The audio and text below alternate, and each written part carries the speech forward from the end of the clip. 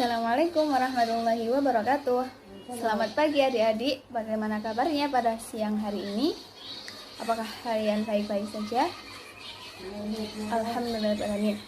Baik, sebelum memulai pembelajaran pada siang hari ini, marilah kita berdoa bersama-sama terlebih dahulu agar ilmu yang kita peroleh bermanfaat serta semoga pembelajaran kita diberi kelancaran dari awal hingga akhir. Berdoa dimulai.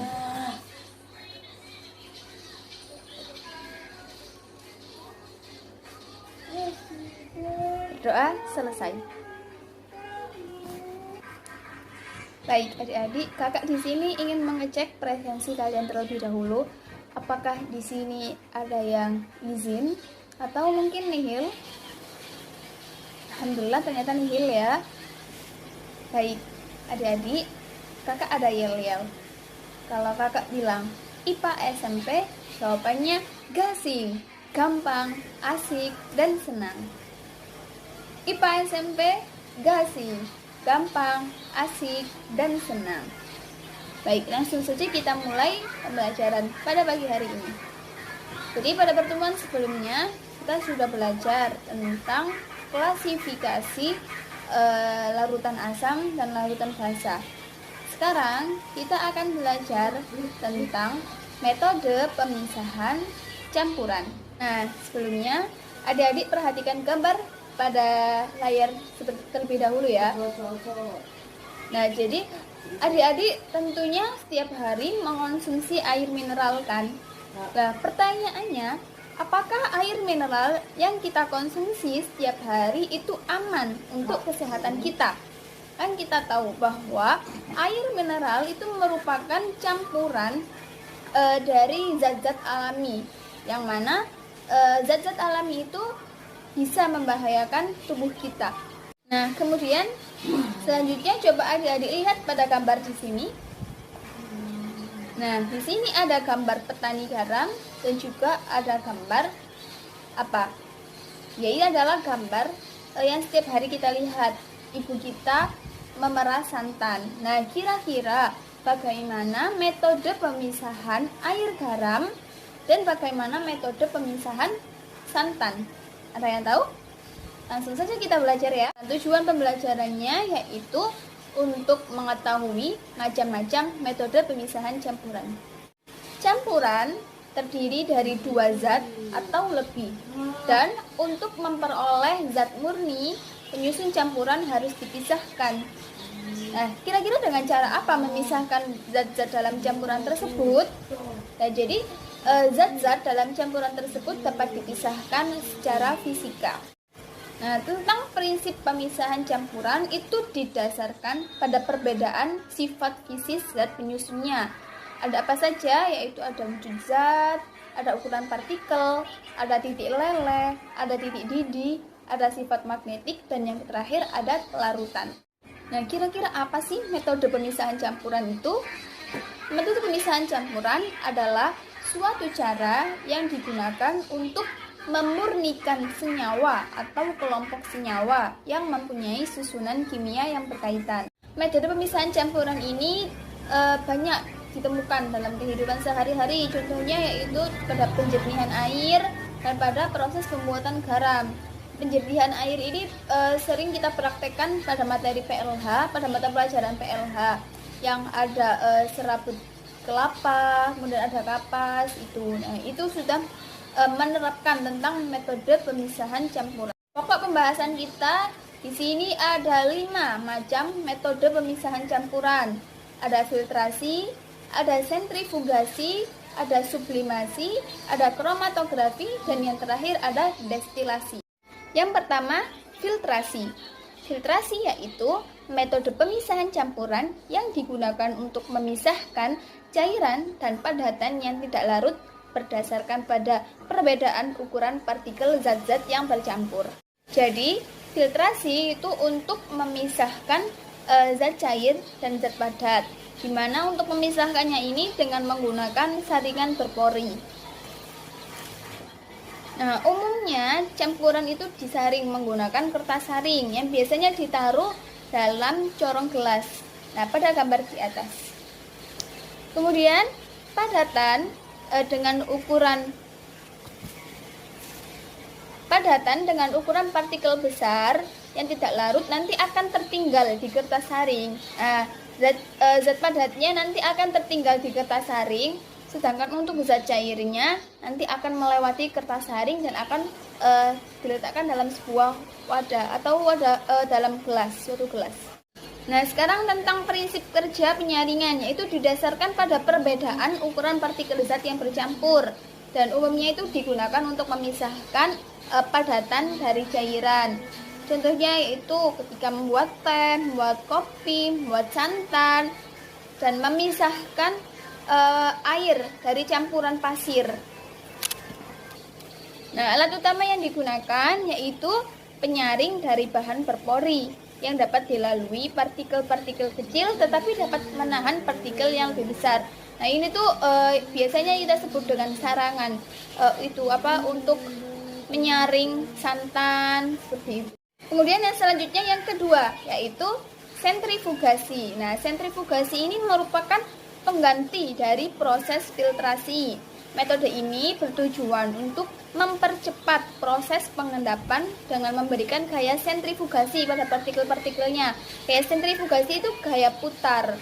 Nah, metode sentrifugasi sendiri yaitu metode pemisahan campuran yang digunakan untuk memisahkan padatan yang sangat halus dengan jumlah campuran yang sedikit.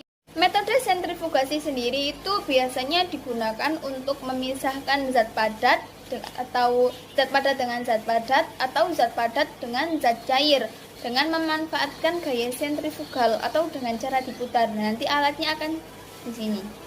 Jadi cara menggunakannya yaitu nanti itu alatnya diletakkan di tengah-tengah, kemudian nanti akan diputar. Semakin cepat kita memutar, maka akan semakin cepat terjadi pemisahan antara zat padat dengan zat cair tersebut. Contohnya dalam kehidupan sehari-hari yaitu pemisahan keripik dengan minyak goreng dan pengeringan pakaian. Contoh dari proses sentrifugasi yaitu memisahkan sel darah merah dan sel darah putih dari plasma darah. Nah, dalam hal ini sel darah merah dan sel darah putih itu merupakan padatan yang akan menggumpal di dasar tabung reaksi, sedangkan plasma darah merupakan cairan yang berada di bagian atas. Nah, jadi dalam sentrifugasi, dalam metode pemisahan secara sentrifugasi, kecepatan sentrifugasi atau kecepatan memutar itu sangat berpengaruh terhadap hasil ekstrak. Jadi semakin cepat putaran sentrifugasi, maka hasil yang diperoleh semakin tinggi. Kecepatan sentrifugasi juga berpengaruh terhadap rendaman sentrifugasi yang didapatkan. Selanjutnya, yang ketiga yaitu destilasi atau penyulingan. Nah, proses destilasi ini digunakan dalam kehidupan sehari-hari maupun dalam kegiatan industri. Proses destilasi ini tujuannya yaitu untuk memisahkan zat cair dari campurannya. Contoh penerapannya yaitu untuk memperoleh air murni, memperoleh bensin dari campuran lain, dan untuk memisahkan alkohol dari campuran lain. Nah, untuk prinsip kerjanya yaitu didasarkan pada titik didih dari zat cair yang dicampur, sehingga saat menguap setiap zat akan terpisah. Nah, dalam hal ini zat cair yang memiliki titik rendah akan menguap terlebih dahulu dan akan terpisah dari campurannya. Nah, contohnya di sini yaitu ada air, kemudian di atasnya ada termometer, nah di bawahnya ada bunsen.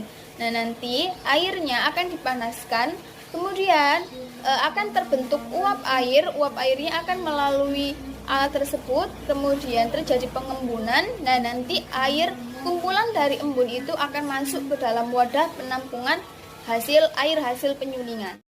Nah, untuk contohnya yaitu penyulingan minyak bumi. Nah, untuk penyulingan minyak bumi itu dilakukan dengan proses destilasi bertingkat, sehingga dapat memisahkan minyak bumi menjadi beberapa fraksi minyak bumi. Contohnya yaitu ada LPG, minyak tanah, solar, lilin, dan aspal. Yang keempat yaitu kromatografi. Proses ini biasanya dilakukan dalam berbagai kegiatan. Contohnya yaitu pemisahan berbagai zat warna. Kemudian ada uji tes urin. Kemudian ada uji tes doping. Nah, ini biasanya dilakukan untuk para atlet yang akan melakukan perlombaan tingkat nasional seperti itu, maupun dalam tingkat internasional. Tujuan kromatografi sendiri yaitu untuk mengidentifikasi suatu zat yang berada dalam suatu campuran. Untuk proses kerjanya sendiri yaitu didasarkan pada perbedaan kecepatan rambat antara partikel-partikel zat yang bercampur dalam suatu medium diam ketika dialiri suatu medium gerak. Maksudnya gimana sih Kak? Kok ada medium diam, ada medium gerak? Jadi, proses kromatografi ini melalui dua fase, yaitu fase diam dan fase gerak. Adanya fase gerak pada metode kromatografi ini mengakibatkan terjadinya migrasi atau perpindahan diferensial komponen-komponen dalam sampel. Molekul yang terlarut dalam fase gerak akan melewati kolom yang merupakan fase diam. Nah, fase gerak yaitu sistem kromatografi untuk mendorong agar komponen-komponen cuplikan tidak dapat bergerak.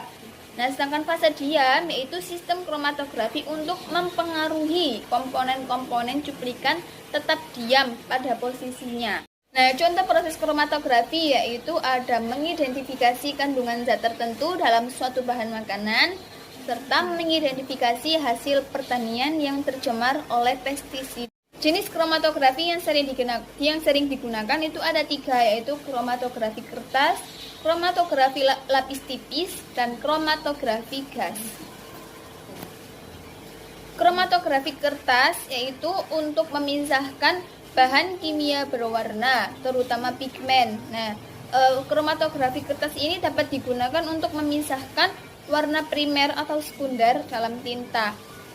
Sedangkan kromatografi lapis tipis itu untuk memisahkan campuran yang tidak volatil.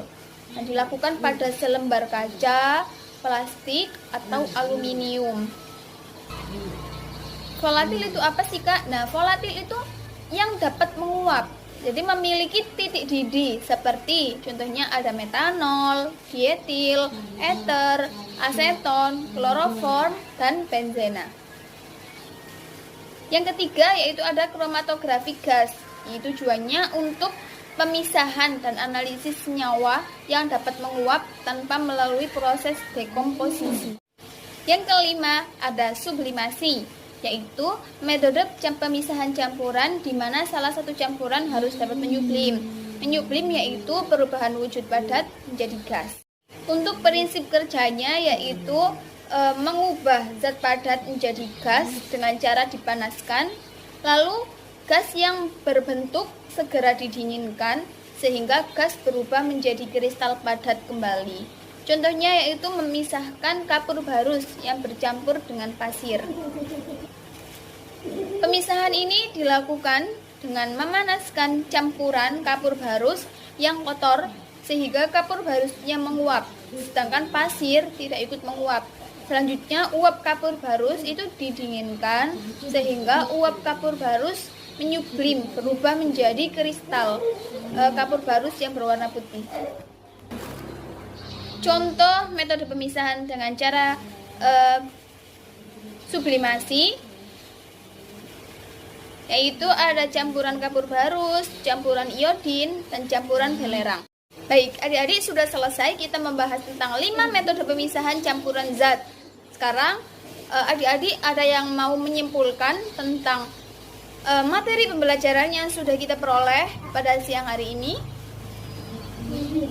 Baik, jadi kesimpulannya yaitu metode pemisahan campuran adalah suatu cara yang digunakan untuk memurnikan senyawa atau kelompok senyawa yang mempunyai susunan kimia yang berkaitan.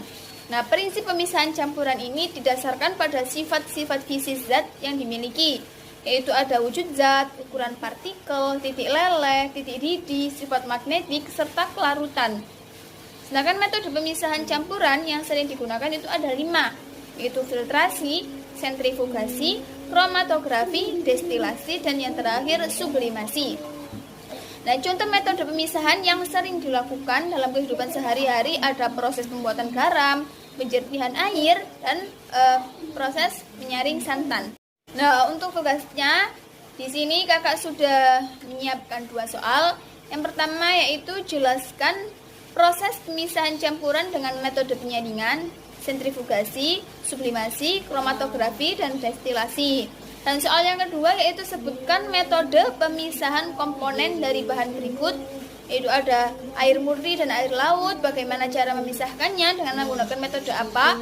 Yang kedua, garam dari campuran garam dan pasir, bagaimana cara memisahkannya dengan menggunakan metode yang mana. Kemudian yang terakhir ada minyak kelapa dari santan. Nah, jadi adik-adik ini proses pengerjaannya ditulis tangan pada buku tugas kalian, dan nanti hasilnya bisa dikirimkan melalui email kakak. Nanti emailnya akan diinformasikan kembali. Nah, apabila adik-adik masih belum paham atau kurang paham mengenai materi hari ini, bisa dilanjut diskusi di grup WA. Baik, cukup sekian pemaparan materi dari kakak. Kakak minta maaf yang sebesar-besarnya apabila ada kesalahan dalam pengucapan maupun ketidakjelasan kakak dalam menjelaskan. Kakak mohon maaf yang sebesar-besarnya. Dan untuk tenggat pengerjaannya yaitu 12 jam, jadi adik-adik bisa dikerjakan dari sekarang, bisa dikumpulkan melalui email kakak. Dan kakak minta adik-adik untuk belajar materi selanjutnya, pertemuan yang akan datang, yaitu tentang sifat fisika dan kimia serta perubahannya. Ya, nah, cukup itu saja dari kakak. Terima kasih untuk perhatiannya. Tetap semangat belajar. Wassalamualaikum warahmatullahi wabarakatuh.